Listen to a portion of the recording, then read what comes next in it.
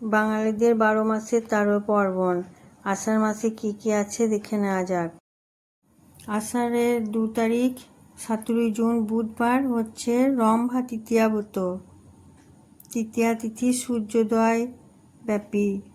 পরদিন চতুর্থী তিথিতে সকালে ব্রত পালন। রম্ভা তৃতীয়া ব্রত সৌভাগ্য ও দাম্পত্য সুখ লাভের জন্য বিবাহিত মহিলারা এই ব্রত পালন করেন। অবিবাহিতরা মনোমত বর লাভের আশায় এই ব্রত করেন। আষাঢ়ের 3 তারিখ 18 জুন বৃহস্পতিবার হচ্ছে উমা চতুর্দশী ব্রত। চতুর্থী তিথি থাকবে সূর্যোদয় ব্যাপী।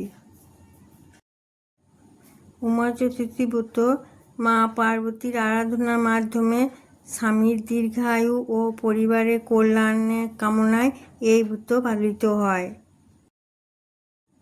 আষাঢ়ের 4 তারিখে আর ইংরেজি 19 জুন শুক্রবার ঘট ষষ্ঠী ব্রত। ষষ্ঠী তিথি অনুযায়ী পূজা হবে। পূজা শেষে প্রসাদ গ্রহণের মাধ্যমে পালন।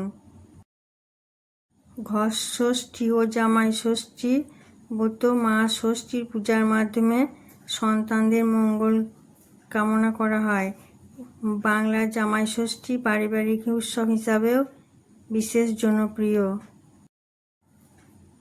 6ই আষাঢ় 21 জুন রবিবার বিপত্তারিণী ব্রত। নির্দিষ্ট তিথি অনুযায়ী হয়। পূজা সমাপ্তির পর ব্রত ভঙ্গ। আষাঢ়ের 10 তারিখ 25 জুন বৃহস্পতিবার নির্জলা একাদশী। একাদশী তিথি শুরু 24 জুন সন্ধ্যা 6টা বেজে 12 মিনিট। একাদশী তিথি শেষ 25 জুন রাত 8টা বেজে 9 মিনিট।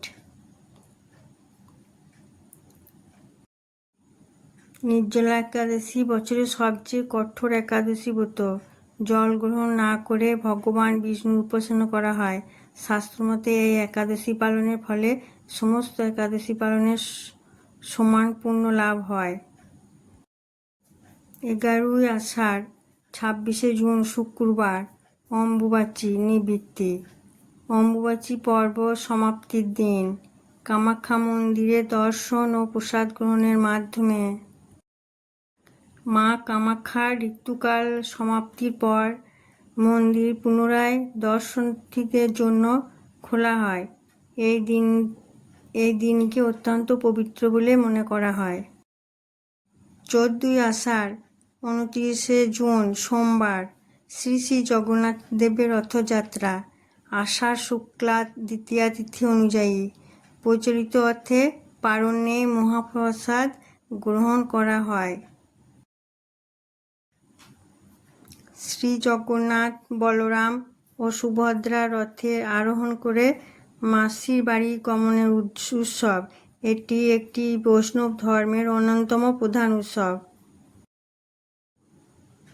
25 আষাঢ় 10 জুলাই শুক্রবার যোগিনী একাদশী। একাদশী তিথি সূর্যোদয় ব্যাপী। 11 জুলাই দ্বাদশী তিথিতে সূর্যোদয়ের পর পালন হয়। এই ব্রত পালন করলে পাপ মোচন হয় এবং ভগবান বিষ্ণুর কৃপা লাভ করা যায় বলে বিশ্বাস করা হয়। আষাঢ়ের 32 তারিখ 17 জুলাই শুক্রবার মনোরথ দ্বিতীয়া ব্রত। দ্বিতীয়া তিথি অনুযায়ী পূজার সমাপ্তির পর পালন। মনের সকল শুভ কামনা পূরণের উদ্দেশ্যে এই ব্রত পালন করা হয়। ভিডিওতে আরও কিছু গুরুত্বপূর্ণ উৎসব যেমন বিবাহ, অন্নপ্রাশন, পৈতে, শ্রাদ্ধ এসব বিষয়ে দেওয়া আছে, তোমরা একটু দেখে নিও।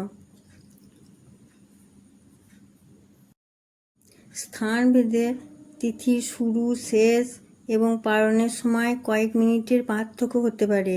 নির্ভুল সময়ের জন্য স্থানীয় পঞ্জিকা অনুসরণ করা উত্তম।